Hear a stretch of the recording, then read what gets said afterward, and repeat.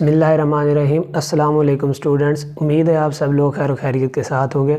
जिस वीडियो में मैं आज आप लोगों की खिदमत में हाज़िर हुआ हूँ उसमें हमने जो डिस्कस करना है वो सबसे पहले है स्कोप ऑफ एग्रीकल्चर, उसके बाद बीएस एग्रीकल्चर क्या है, उसका एलिजिबिलिटी क्राइटेरिया और ड्यूरेशन कितना है, उसके बाद पब्लिक और प्राइवेट सेक्टर में इसका मेरिट क्या है, इसकी सैलरी क्या है जो बंदा बीएस एग्रीकल्चर कर लेता है, उसके बाद जिस फील्ड में मर्ज़ी जॉब कर रहा होता है उसकी सैलरी क्या है, उसके बाद लास्ट पे हमारा टॉप यूनिवर्सिटीज़ कौन कौन सी हैं पाकिस्तान के अंदर जो बीएस एग्रीकल्चर करवा रही हैं।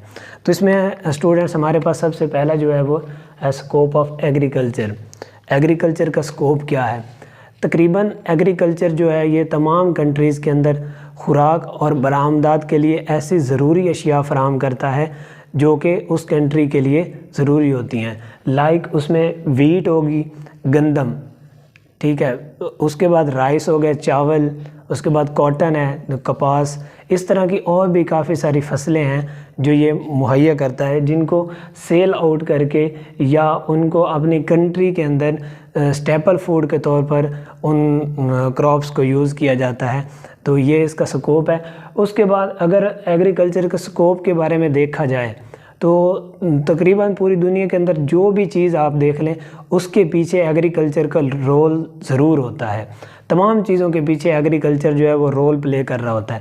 इसकी आपको एक सिंपल सी एग्जांपल मैं देता हूँ। ये डस्टर है मेरे हाथ में, तो इसके ऊपर देख लें कि ये एक कपड़े टाइप टॉकी सी बनी हुई है जो इसके ऊपर लगी हुई है, और इसके अंदर जो है वो एक लकड़ी की शेप उन्होंने बना के डाली हुई है। तो लकड़ी बेसिकली कहाँ से आती है? एग्रीकल्चर से ही आती है, यानी कि इसके अंदर भी एग्रीकल्चर का रोल प्ले हो रहा है। इसके अलावा जिस तरह की चीज़ें मर्ज़ी देख लें उसकी बैकबोन एग्रीकल्चर ही होती है। जिस तरह हमने एग्रीकल्चर की डेफिनेशन में डिस्कस किया था कि लास्ट पे हमने कहा था कि फंडामेंटल नेसेसिटीज़ जो हैं वो है food, feed, fibre and shelter, ठीक है। तो फूड अब देख लें, जिस तरह के हमारी वीट जो है स्टेपल फूड है पाकिस्तान की, तो अगर ये ना हो तो कंट्री जो है वो हमारा खसारे की तरफ जा सकता है।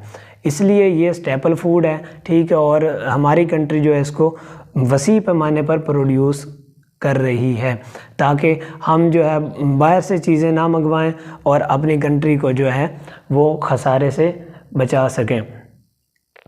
तो हम डिस्कस कर रहे थे कि फूड ये हो गया। उसके बाद फीड है कि जानवरों को फीड करवाना है, तो वो हम कैसे करवाते हैं? वो हम फसलें उगाते हैं, फॉडर क्रॉप्स उगाते हैं, आगे उनसे साइलेज बनाते हैं, तो वो हम जानवरों के लिए यूज़ करते हैं। ये फीड हो गया। उसके बाद है फाइबर क्या है? जैसा कि ये आपको डस्टर की एग्जांपल दे रहा था, इंसान को रहने के लिए और ज़िंदा रहने के लिए और पहनने के लिए कपड़े की ज़रूरत होती है। तो बेसिकली कपड़ा कहाँ से बनता है? कॉटन जो हमारी मेजर क्रॉप है उससे धागा बनता है और धागे से ही हमारे कपड़े बनते हैं। तो इसके पीछे भी एग्रीकल्चर का रोल है। और लास्ट में हमने कहा था शेल्टर, पनाहगाह, इवन के एक ईंट के बनने तक का जो प्रोसेस है उसके पीछे एग्रीकल्चर का रोल है।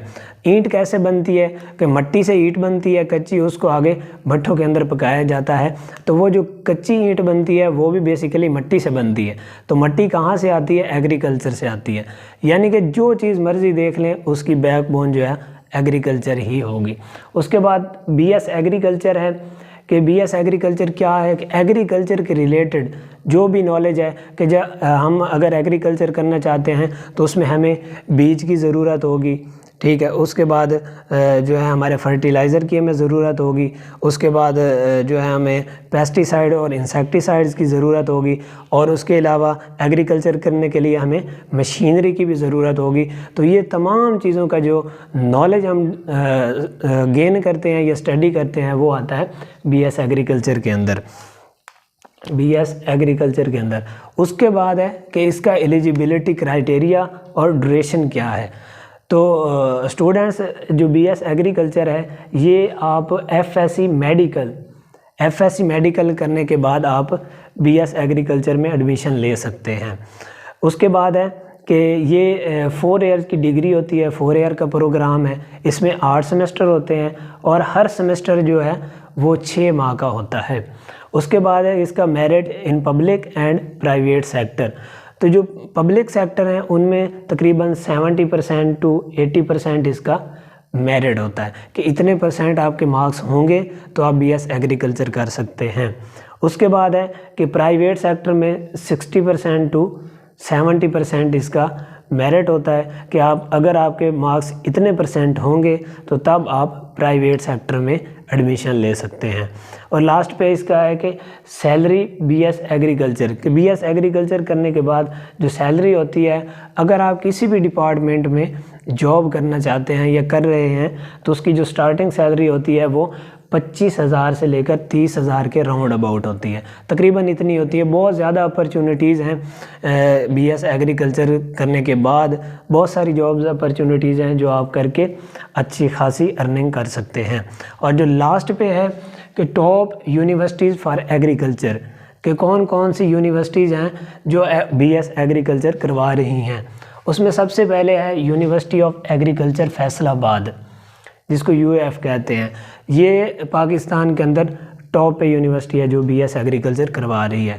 उसके बाद है पीर मेहर अली शाह एग्रीकल्चर यूनिवर्सिटी रावलपिंडी, ये भी BS एग्रीकल्चर करवा रही है।